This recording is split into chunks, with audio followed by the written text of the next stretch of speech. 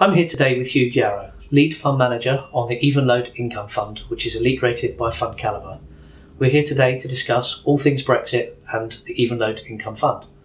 Hugh, with the EU referendum date now clearly set, do you think it will have an impact on the UK market, stay or vote to leave?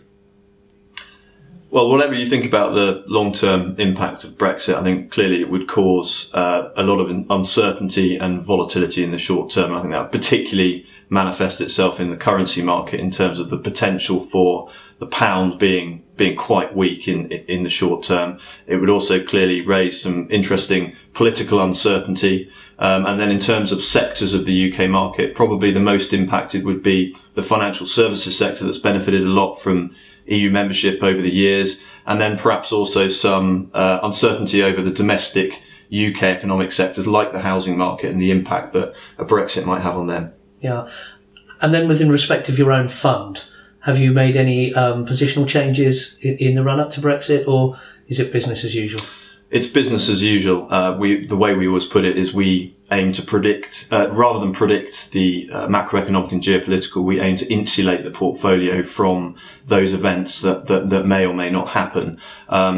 We focus on well-diversified, resilient businesses with strong finances. Many of them are global businesses. Only about 20% of the revenues in the fund, despite the fact it's a UK fund, come from the UK. So in fact, weaker sterling in many ways is good for those businesses.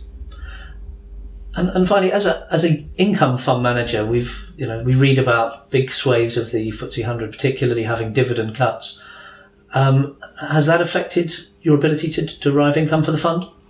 We have a focus on asset-light, cash-generative businesses, and actually a lot of the dividend cuts in the UK market have been in more capital-intensive businesses, so the portfolio has been quite well insulated from that trend in terms of dividends. But we focus on repeat purchase business models, which tends to help with dividend sustainability, whether that's long-term contracts like subscription in software, or whether it's selling soap or shampoo or beer.